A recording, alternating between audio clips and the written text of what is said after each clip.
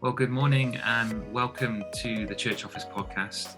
My name is Gavin Smith and it's a joy to welcome you today. If you're watching via video or you've been on our website, then thanks for listening in to this really important topic today.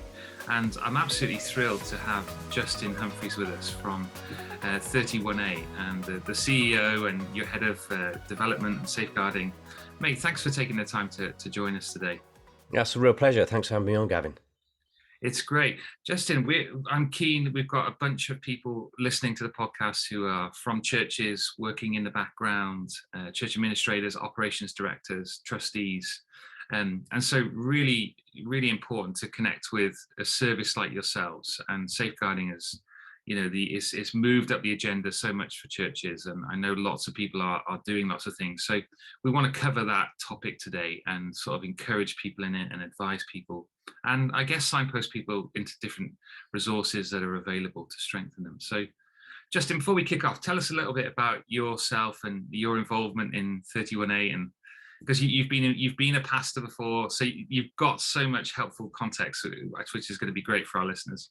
Yeah, thanks. So I'm married. I have 3 adult children now, which is very scary. Don't quite feel old enough, but that's what it is. I have been a Christian since my early teens. I was brought up in a Christian family, so always been a part of a church family somewhere. I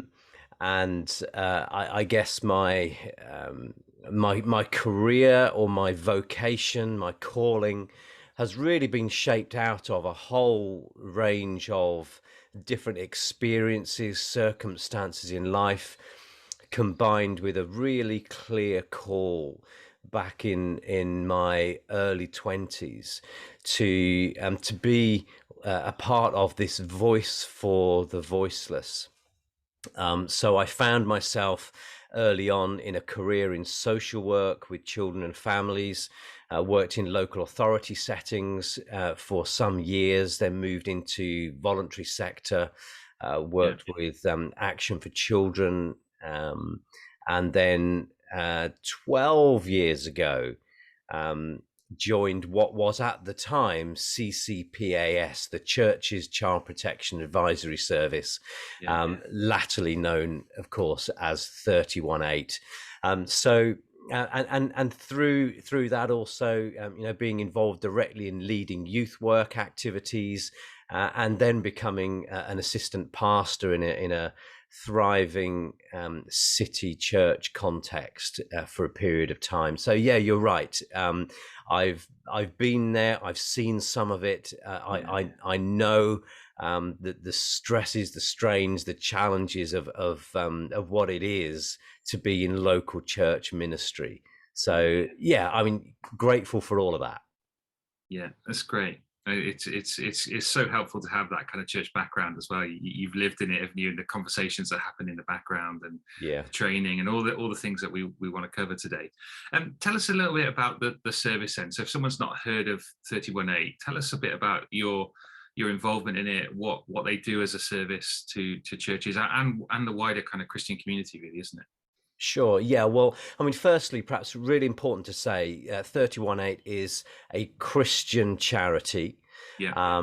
We, as our name suggests, 318 is actually taken from Proverbs 31 verse 8, which says, speak out on behalf of the voiceless and for the rights of all who are vulnerable. So that underpins everything that we do and everything that we are, fundamentally.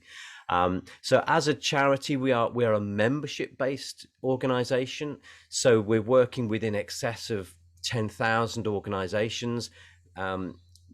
Probably, I'd say 60% of those churches. The remaining 40% are charities, often connected, closely associated with churches.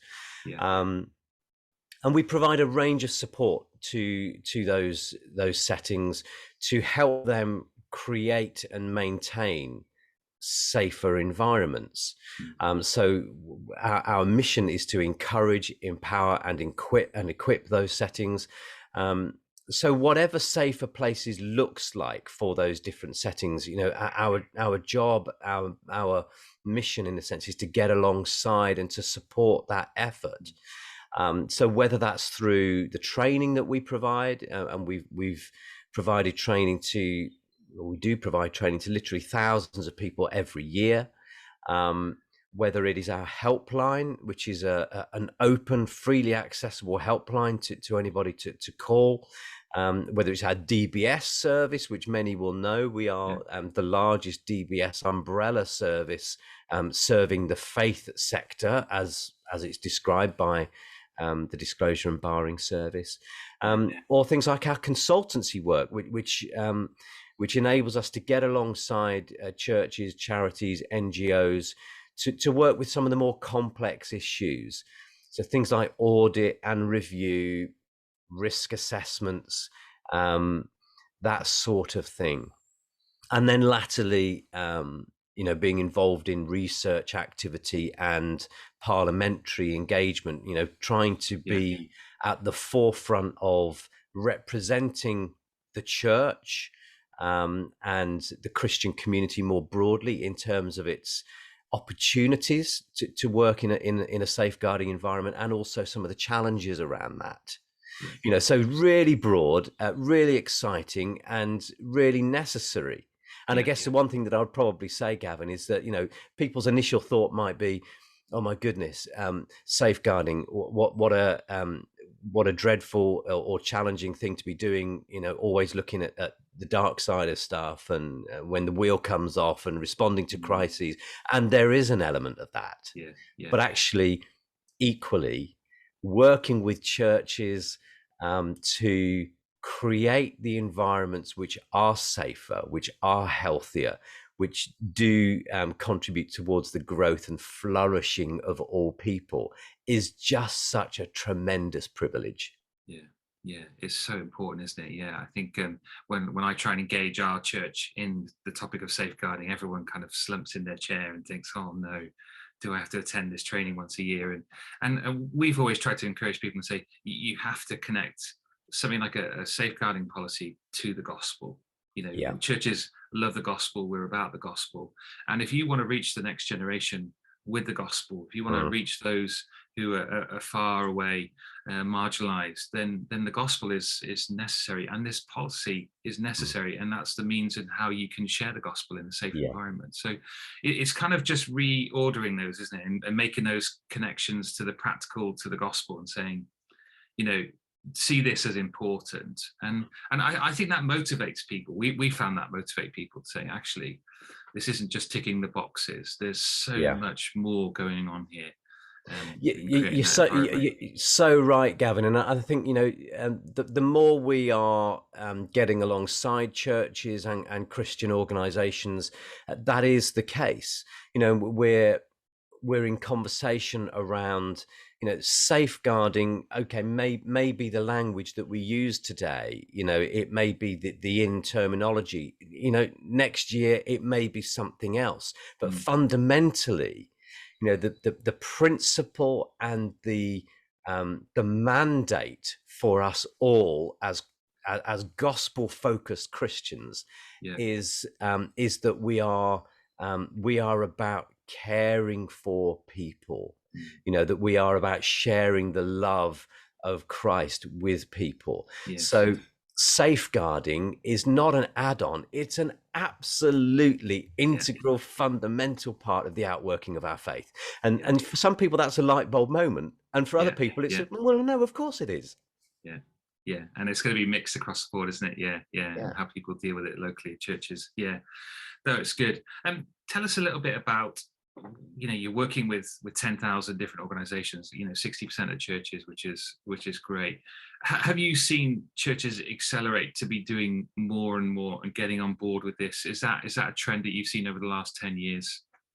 Yeah, very much so. I mean, the landscape for church has changed almost beyond recognition, hasn't it, in this 10-year period? And I think particularly having gone through periods of extended lockdown and restrictions as a result of COVID-19 has forced the church to almost reinvent the way that it engages with community. And I think that particularly has brought some new challenges to us all, actually. Yeah. So, the advent of online hybrid ways of doing church have meant that we've had to think more carefully around, well, okay, how do we create that as a safer environment for people to engage? How do we avoid, or do our best to avoid, losing sight of people, particularly those who might have particular vulnerabilities, but frankly, for all people. Yeah. So, over the last 10 years, and maybe accelerated by recent events, there has been a real shift. And I think that there's probably a whole variety of reasons for that. So some of it is about people acknowledging what we've just said, which is actually this is part and parcel of who we are and what we do. And part of it is actually about the fact that there has been greater attention, I think, given to the subject, to abuse and to harm, and to how actually no section of society is immune or separated from it, and the reality that these things can and do happen in the context of church, I think has meant that people have had to think about it more seriously and more carefully. So we've seen huge change. Yeah, no, it really has. And one of the conversations we started off here with our safeguarding thing, coming back from the pandemic, is actually that the people that you thought you needed to safeguard may have changed as people come out of it. So people are experiencing mental health challenges in new ways that you would never have expected them to be dealing with now. And that does put some people in the vulnerable category, which means that we have to reassess how we care for people when they come on Sunday and in the midweek. And you're right. So all of these things are going on for churches and leaders, aren't they? They really are, and I think particularly for your audience on this podcast, thinking through what that means, constantly keeping on our toes around those key issues is part of what we try to do at 31/8, to be that place of support that means that actually you're not on your own. That there are people that are able to walk alongside you to help you think through some of those things, to operationalize some of those new things that you might be doing in church. But I think one of the things that we're finding increasingly that overlays much of what we do is that whilst we have to be attentive to those people who might seem obviously to us to be vulnerable, actually one of the things that this pandemic has done, I think, has brought to mind that actually we all can be vulnerable at different points, and actually that there's a sense in which sometimes using the terminology of vulnerable or vulnerability doesn't always help us, because it means that we sometimes forget that we all have diminished capacity at different stages in life.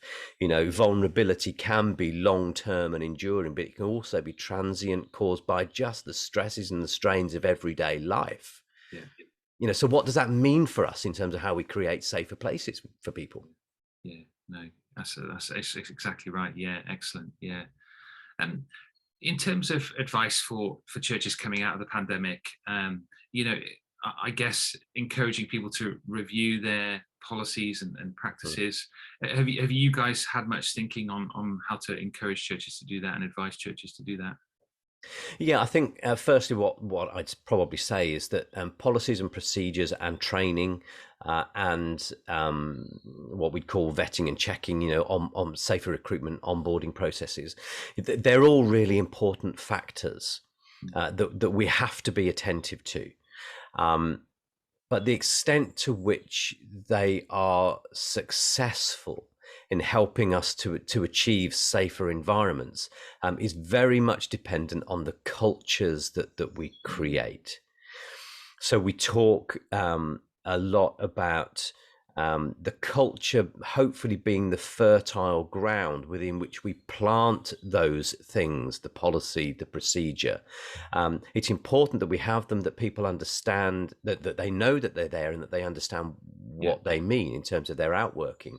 But also that we know that the culture that we've created is itself focused towards what's safe, what's Yeah. healthy, what encourages growth and flourishing. Because actually, if the cultures aren't what we need them to be, or what sometimes sadly we suspect them to be and discover they're not actually after the event, then we've got a bit of a disconnect. So what we are saying currently is, yes, spend time reviewing those, focusing those down, honing them to adapt to how Yeah. we see church operating now. But don't forget that actually there's a wider piece for us all to do as leaders in church context, to think about what the culture is. So how are we communicating the messages of safer places? Is it something which we are regularly doing? Is there visibility around that? Are we bringing that into our sermons, our addresses? What it actually means to be the hands and feet of Jesus, and what that looks like when we model ourselves on him. Yeah. How are we listening to people that have all sorts of experiences, some good, some not so good, and some just dreadfully bad? Yeah. And how are we integrating that into thinking about the ways that we do things, and how we outwork that in policy and procedure, and a whole range of other stuff, going through to things like, what our structures are they fit for purpose? Do they actually serve the mission and the ministry rather than serving the people who set them up? Are the power dynamics that are inherent in every setting monitored and managed in a way that actually empowers everybody else, rather than necessarily potentially creating unhelpful power imbalances? So there's a whole range of stuff that we would say is part of culture that underpins the policy and the procedure piece. Yeah. Yeah, the culture conversation is so important, isn't it? Because you've got so many different partners in that as well. Haven't you? You've got trustees who are operating at maybe a policy level. You might have ministry leaders who will interact with it, but it's not at the forefront of what they're thinking about every time. You've got church administrators who are helping in the application of it, and communicating it to volunteers, and ensuring that those procedures are followed. So you've got all these different people, haven't you, to try and all participate in building the kind of culture that creates that safe place. And that is the hard and frustrating part of can be for different people within that organization, I guess. Yeah, absolutely. And we will always say, in safeguarding terms, if you feel like you're on your own trying to land and embed some of this stuff, or deal with difficult stuff, then actually something's gone wrong, because this really is a team effort. And as you've really pointed out well, we all might have a slightly different role to play in it, but they're all equally important to making sure that the culture and the environment is what we hope it to be. Yeah, no, I think you're exactly right.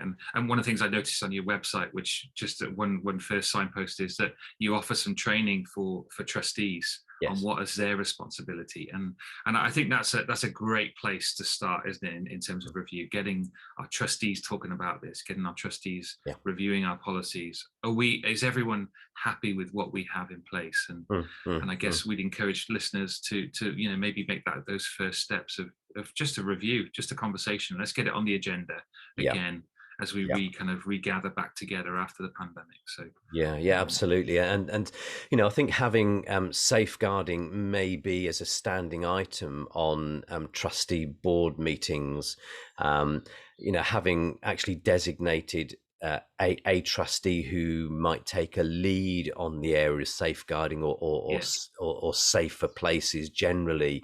That's not to say that person would carry sole responsibility, but it might be that person's role to say, in any conversation at a board or governance level, have we actually fully thought through the safeguarding implications of what we're proposing? That kind of scenario. That is so important. and we would encourage all settings to adopt that as a model, to make sure that it becomes part of the way that we live and breathe, becomes part of our DNA, Yeah, rather yeah, than just a bit of a tick box bureaucratic kind of, we do it because we've got to. yeah. No, yeah, absolutely, totally agree. Yeah, it's really useful. And yes, if you're a trustee listening to this, then please, excuse me, yeah, please check out the 318 website and look at some of those things. And one of the things that we've benefited from as a church from your service has been the model policy stuff. So Mm, you might get it on the agenda for the trustees, but what policies can you use, and sharing policies mm, across mm. organizations, but actually to become a member of yourselves, to be able to access up-to-date policies. Yeah. You offer that, and that is superb, and we are grateful for all that you guys do on that. Yeah, thank you. I mean, we, as I said right at the beginning, we are a member-based, member-focused organisation. So our core offer is around that membership piece. Being a part of a larger community of people who hopefully are seeking to create safer places.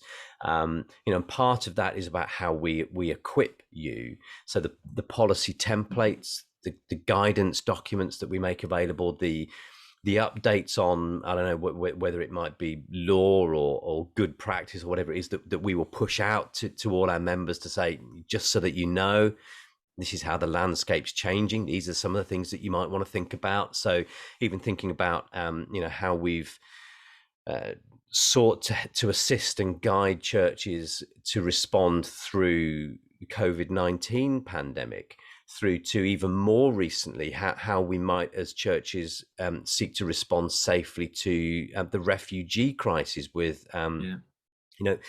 the Syrian refugees, the Afghan refugees, the Hong Kongers arriving, and latterly the Ukrainian refugees. Mm. Isn't this where the church ought to be? And if this is where the church is, then our job is to do our very best to help you engage in that context. So yeah, the policy templates, the guidance, that's all part and parcel of what we would provide to all our members. Yeah, yeah, and the membership fee is, it's just appropriate. It's affordable. It's so important, and I would recommend everyone. And we've hugely benefited from it. And the stuff that we're talking about here is the culture, being proactive, having the policies, having teams of people that are thinking about this.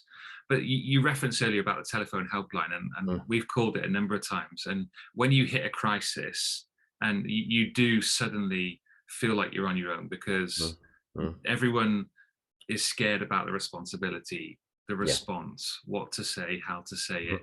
mhm. And the crisis stuff that you guys offer on the helpline, and then the consultancy, the experts that are behind it, behind the scenes, is so important, isn't it? And what you guys are doing, that is really serving churches, I think. Yeah, thank you. And we are so blessed to have such a great team that provide that service. So, all our team, come with a combination of professional experience in some safeguarding field. Many of them are active in that space also within their own local churches. So again, they get it. Mhm. Um, and they are such a dedicated, passionate, and committed team, because we know what it's like to be faced with these situations, and I think fortunately for most of us, it's not every day Yeah, that yeah, we're faced with these sorts of challenges. So when they come, we fully understand that can be nerve-wracking, that we just want to do our very best. So just having somebody that you can pick up the phone to and yeah, speak with, to say, look, this is what we've got kicking off. We think this is how we ought to deal with it. What do you think?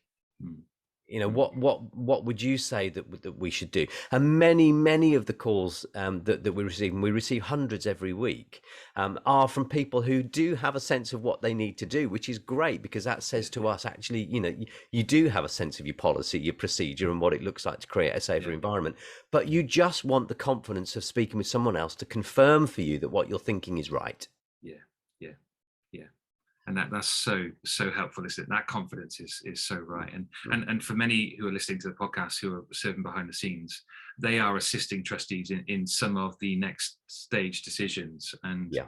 and to be able to give advice that's sought after from yourselves, that goes, yeah, this is we're all in agreement, this is the best way to go ahead. Yeah. And there's just wisdom, isn't there, from outside and from within. And you're right, it just enables the process, but the people behind the process benefit hugely from it, don't they? Mm. We know of people where mistakes have been made, or the wrong information's been given, or there's a sense of judgment. It could, loads of different things here. Mm. But yeah, to have that collective, to have that voice, to be able to stop and go, let's ring 318, let's get their perspective. And Yeah. it's almost instant, it's available straight away. Yeah. You guys will come back if you need to with advice, and it's great. And we know how important it is also, after the call is made, for trustees, for leaders, for workers at the front, the front face of it, to have a record of that conversation. So what we will do for those that call the helpline is we will create a record on our secure system that identifies what it was that you called about. And then we will also record what our advice was, and that then gets securely sent to you. So you have that as a permanent record. So I think some of these situations, sadly, that we deal with, they are complicated, they are complex, they involve people in a variety of different ways. So it's really important, isn't it, that we have the confidence, let's say in a week or a month or even 6 months time, of being able to go back to that and say, just refresh our memories. Okay, what was it that we said, and what was the advice that was received? Because actually in the cut and thrust of some of the most difficult situations, memory fades. So we know how important that is. Yeah, great. No, that's so helpful. And a couple of practical things, and on your DBS checks, and we use that, and it's great. And I know that you've not passed on some of the costs this year of all of these things, and for churches that's great and helpful. And what's the advice for how often somebody should be checked in a kind of voluntary capacity that's working with children and young people? I've known some trustees say 5 years is fine, 3 years is fine. There's different people that pull these numbers out of the hat, and there isn't necessarily some legal advice on it. What are you guys recommending for a very practical thing like that for a church? Okay, well, I mean, firstly, to say you're absolutely right, Gavin, that there is nothing enshrined in law around that. So a good practice, in our view, is that DBS checks should be reviewed on a 3-yearly cycle. Yeah. You're right, and some will operate to 5 years. Our view is that 3 really is where we should pitch it. And the reason that we say that is because the world moves on so quickly. So not only do the expectations that we might have of different team members change, the ways in which we deliver different forms of support and ministry, they change as well. And frankly, a DBS check is only essentially valid the day it's issued. It says on this day in time, the criminal record says this. Yeah. It's a snapshot, isn't it? Yeah. Absolutely. And that is all it is, which is why I think it's important to remember that DBS is part of a broader, safer recruitment process. And the other elements are of equal importance. But going back to the DBS refresh, 3 years, really, we kind of think beyond that, you're inviting unnecessary risk, actually. So that's what we would suggest. And of course, That's not to say that if somebody moves from one role to another, and the role that they've moved to is sufficiently different from the one they've come from, that in itself shouldn't trigger the need Yeah. for a DBS check. So let's Yeah. say a person moves from a ministry role focused on children and young people, and they move towards providing, some kind of pastoral care to older people. Yeah. That's a completely different kettle of Yeah. fish. Yeah. So that in itself should trigger a new check if indeed the role that they're moving to meets eligibility for that. Yeah. And again, our team, so our disclosure helpline, which is separate to our safeguarding helpline, they are always there to help answer those questions. Is eligibility met? What's the best way for us to go about doing this? Should we seek another check in this scenario that we're looking at? That's what they're there for. So, make use of them. Make use of that as well. Yeah, absolutely right. And the recruitment side of volunteers is something that churches do a lot, isn't it? And DBS, as we're talking, is just one element of it. And some people will tie, the ability to serve in a church to a membership. And I think the more churches I've spoken to, there seems to be less emphasis on members only serving, and there is a wider door open for people to get involved. So Yeah. I feel like there's a bit of change there, and I don't know if you've got any thoughts on that and how churches should think through those issues. Yeah, definitely. I mean, we're seeing that shift too. That actually belonging. We talk often about belonging, don't we? And how that links to believing and becoming and all of that. Yeah.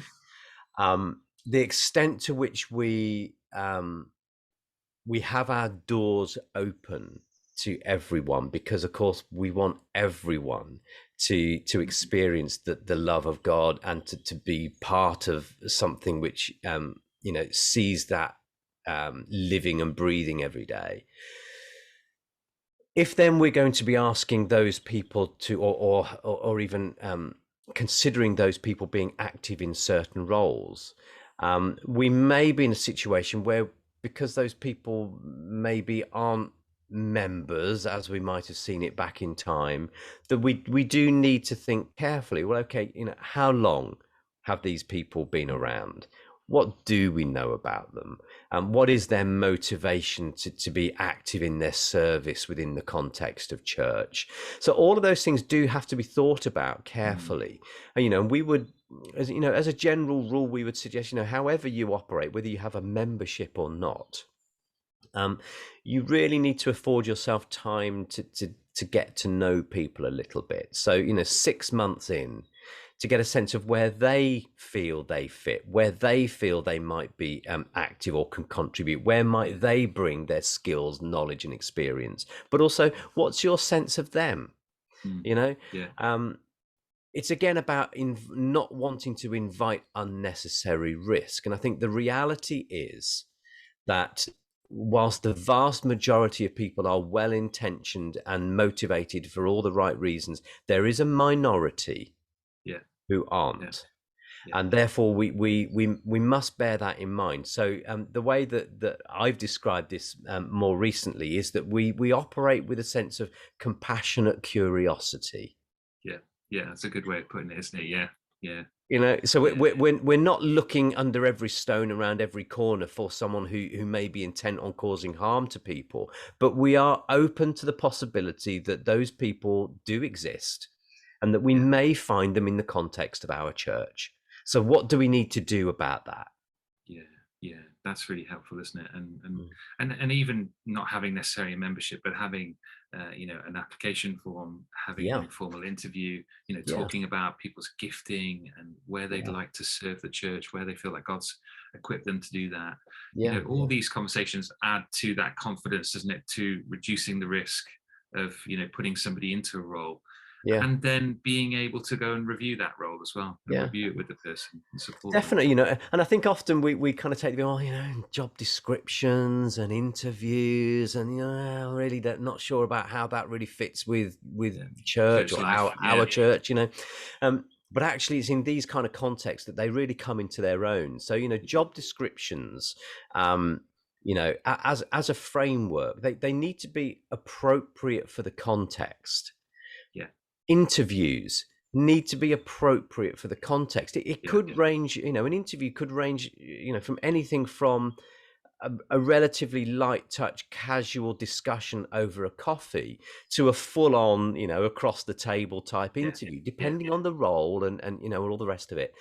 But if going back to job descriptions for a moment, if you don't at least have something that you can give to people that says, this is what we believe the role, the task, or the job is, how do we know whether people are capable of fulfilling it? How do they know whether they're capable of fulfilling Yeah. our expectations? It's Yeah. kind of fairly basic, isn't It it? really is. Yeah. Yeah. Some role description and some support to do it is, so important. Yeah. Yeah. Really, really helpful. Let me fire another question at you. After church is fellowship time. Mm, Kids are running around. Even in our church, I think people are a little bit naive to the fact that they become very familiar with the building. mhm, mhm, They're not making the connection that it's an open door policy, that we live in a broken world, and mhm. anyone can wander in. Um, it probably goes back to culture, but how do we encourage churches to think about that time as safeguarding? Because often it can go into the opportunity for something to go wrong in a classroom setting for 45 minutes on a Sunday school or a youth Mhm. night. There seems to be greater risk in these kind of outside hanging out times before and after service.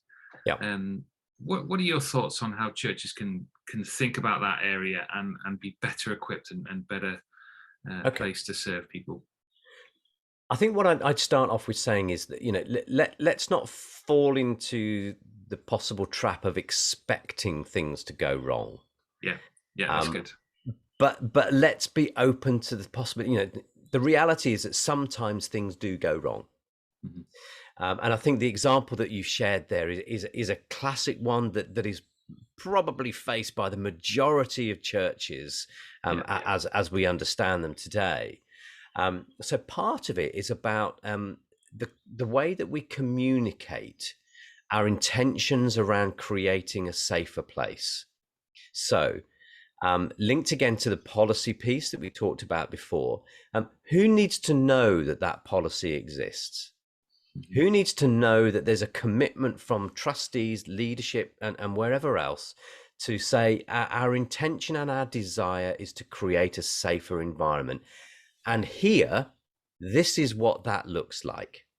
yeah, So, your role, whether you have a defined position or role, or whether you are a member, an attendee, a visitor, a parent, a carer, a young person, you know, we all have a role to play yeah, yeah. in That's in good. in in trying to create that safer environment. So that means that along with that compassionate curiosity, that we're all alert to the possibility, that we all do our part to make sure that the person next to us is okay, Yeah, that we are attentive to not creating unnecessary holes in the net that enable those people who might be so minded to slip through.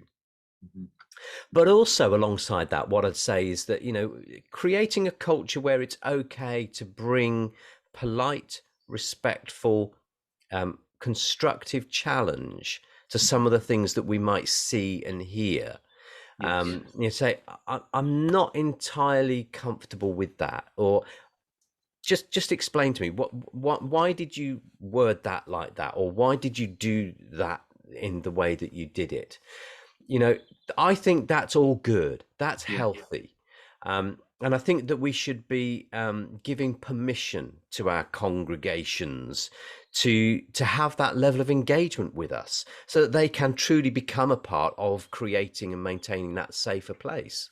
yeah, yeah. I think that's really helpful. Yeah, it does go back to the culture question, doesn't it? Yeah, yeah, And living in community and what that looks like to serve one another, yeah, doesn't it? yeah, And to see other kids, you may need to step in and help another family in the church, yeah, where their child's run off, and you're aware of it, and you're going to seek to to protect them and care for them. So Yeah, yeah, it's good, isn't it? And I think just having churches having conversations like this mm, enables you to think of the ways that you can improve and contribute to the culture, to yeah, making Sunday morning or when the church gathers that yeah, safe place together. So yeah, yeah.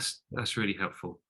Can I ask you a question about young people serving? And as a church, we've been working through this for the last couple of years. Mm, And initially, our trustees took a position, say, we don't want anyone under 16 serving other kids in the kind of Sunday school ministry mhm, or in other areas of the church. So we've kind of had this kind of generation that's gone through that have got to 18 and they've never really served in the church because of this potential fear of other children abusing other children, and that there was I guess a stage when that was growing, and that was mm, maybe mm, the awareness of that was growing. mm, mm.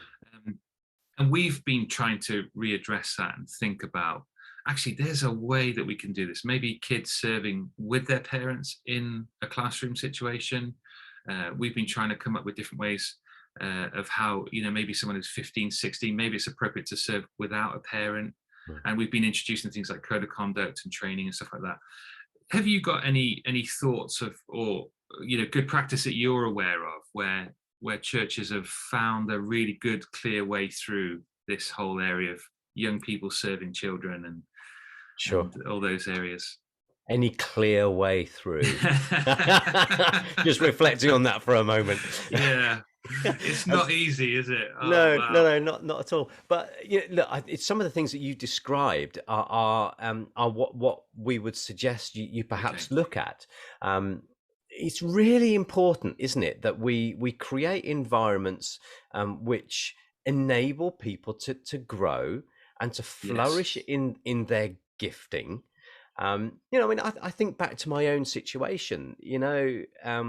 At a relatively young age, I was in that position. So I remember, I was given the opportunity um, to take on a role with young people alongside the adult leaders of that Yeah. ministry Yeah. area. And over a period of 2, 3, 4 years, then get to a position where, I was able then to be, fully a leader myself in Yeah. those environments. So being given that space to grow, to explore um, in a safe way was absolutely critical to my own formation and development Mhm. Yeah. as a young Yeah. Christian.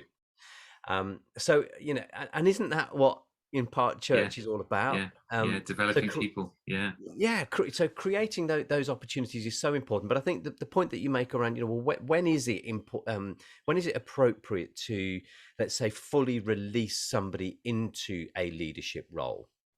Now, look, for a whole range of reasons, the general view that we would take is that it is not reasonable and or fair and sometimes even safe to Yeah. release a person into a position of full responsibility until they are of an age where they can manage that.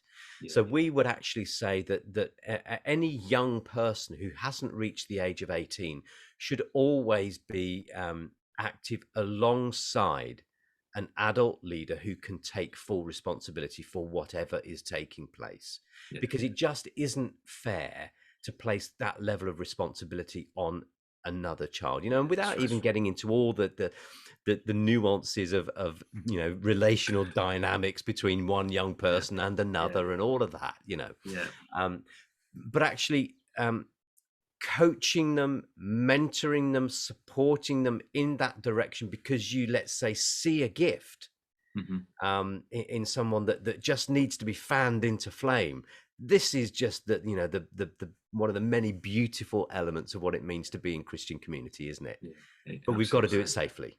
Yeah. Absolutely right. And I think it's yeah, I've met lots of churches who would take kind of easy line saying no one under 16 can serve, Mm, and that's how they manage it. It's great, but mm, they do miss out, I think, on developing young Christians, yeah, and there's love there. And there is a way to protect the young people who are under 16 serving in a voluntary way or assisting a leader in the yeah, context of a kids ministry class, and yeah, that can happen, and absolutely.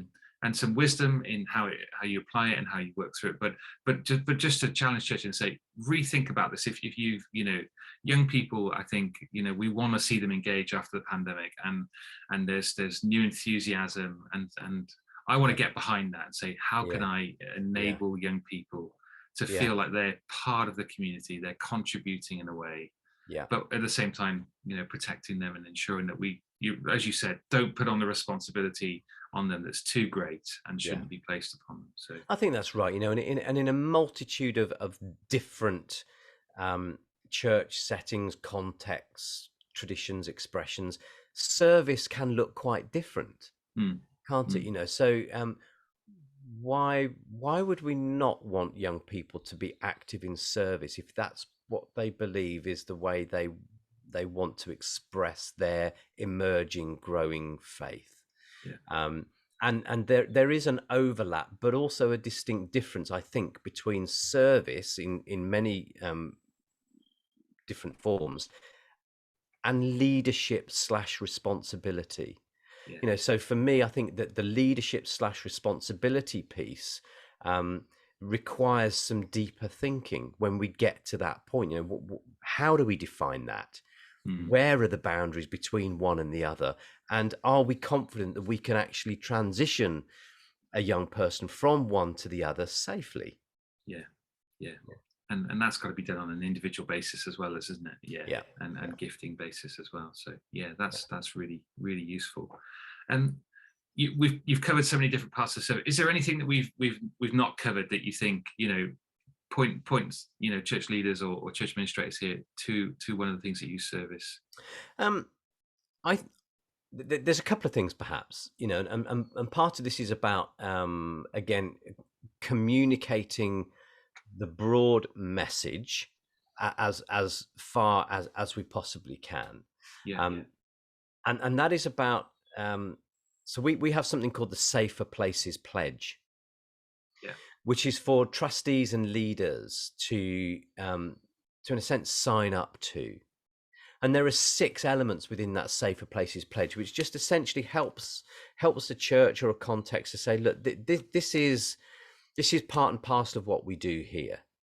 There are ways in which we operate, which mean that we are committing to creating a safer environment here. And I think it's a really simple and easy way for a church leadership or trustee board to say to the wider congregation or people that are engaged with the things that you do, to say, this is the direction of travel for us. So I'd encourage people to perhaps jump onto our website and look for the Safer Places Pledge. So if you just drop it into the search bar, which we've improved in recent times, and it works so much better than it did before. So perhaps just put in pledge or something in it, and it will take you there.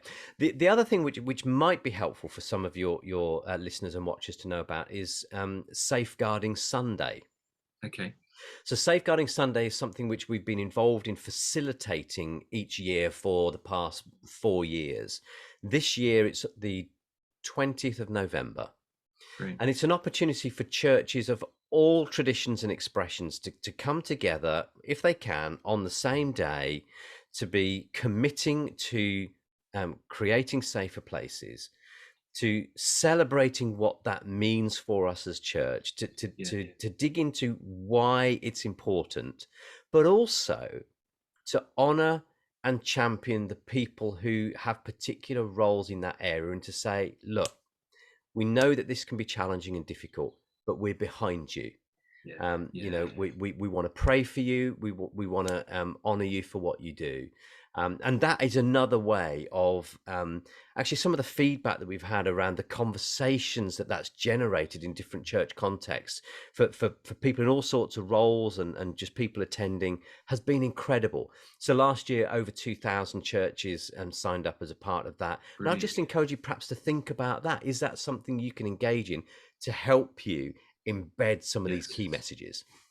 And to have those conversations in culture. I think that sounds great. And I mean, one of the things that I often go back to on your website is that you've got these 10 standards which I think are helpful, that cover whole things of governance, culture, some of the things we've been talking about, practice.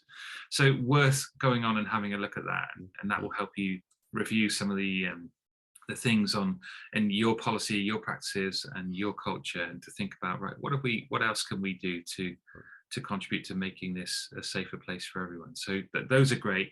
You've also got things like posters on your website. You've got training links. I mean, you can sign up to training straight away in different regions and different areas. So again, it's worth checking out the resources that you've got available. Have you got any, where would you pinpoint us to go to? Any particular resources that you think are helpful? Um, that's really difficult for me to say because I'm going to know, well, if I mention that and I don't mention that, but you know, Someone's going to tell you off in the background. Yeah. Look, I think just perhaps just for people to head to the website, which is 318.org. Yeah. So 318 spelt out, no numbers.org, and just have a route around and see what you can find. Hopefully it's intuitively laid out. So you'll see the training offer, you'll see the membership offer, you'll see some of the things around DBS. But hopefully just having a bit of a route around will give you a feel for, you know, who we are, and why this means so much to us, and hopefully you'll then get a sense of how we might be able to support you if you're not engaged or a member with us already. So, you know, and then just pick up the phone and speak to the team, because they're a really friendly bunch. Yeah, they are, and that's great. Yeah, and definitely, I'll put the link on the socials, and people will check that out. And I think that's great. And there's so much helpful advice and training out there with you guys. And I just want to say thank you on behalf of, you know, the churches that I know that use you guys, and you know, it's made a huge difference. And you're right, you're able to operate with that more confidence because, you know, you've had some advice, you've got experts, you've got people who understand the context and will be able to support you. So thanks for the difference that you guys are making. It really is superb. It's our pleasure. Thank you very much. It's great to get the feedback. I'll take it back to the team. They'll be delighted. Thank you. It's great. And just one thing that springs to mind: if you're listening to the podcast, and as Justin and I've been chatting, you feel like you're on your own in this, and you feel like it's an uphill battle, please get in contact. We don't want people to be isolated on this issue. Please come and, you know, have a chat to the church office, have a chat to the guys at 318. You know, pray and ask for God to provide somebody in your church to help support you in this. And I think I've sat with some leaders and they've said, we've got no one to manage this area. But, you know, God provides people for his church wonderfully. And sometimes we're just looking in the wrong area, or we haven't looked broad enough. And God's blessed us. We've got people in backgrounds of social care like yourselves, youth work, police officers, school teachers, people that deal with this kind of stuff each day. So look and gather a team around if you do feel like you're on your own, and begin those conversations. So is anything you'd add to that? No, I just agree wholeheartedly, Gavin, with that. And just to perhaps remind your listeners and watchers, our helpline is freely open to anybody. Yeah, you don't have to be a member with 318. It's one of the things that we do that doesn't cost. Yeah. So, you know, if ever there are any questions, any queries, you know, it's not just about when things have gone wrong. It's also about, you know, what advice have you got for us in setting this thing up, or where might we look for this, that, or the other? That's what we are there for. So please make use of us, because as you've said, if people feel that they are on their own, they're not. Yeah. We and others are there, you know, so reach out. We're in it together.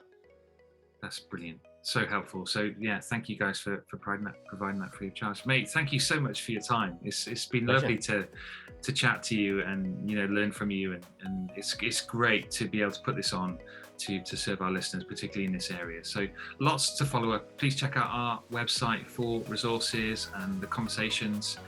If you've got any questions that you'd like to ask Justin or others, and you'd like to get in contact with us, and please do that at questions@thechurchoffice.co.uk. Please check out the 318 website. It'll be on our social media, and you can look at the link.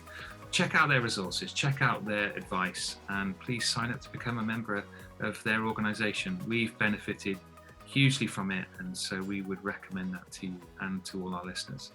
Mate, have a wonderful rest of the week, and grateful for your time.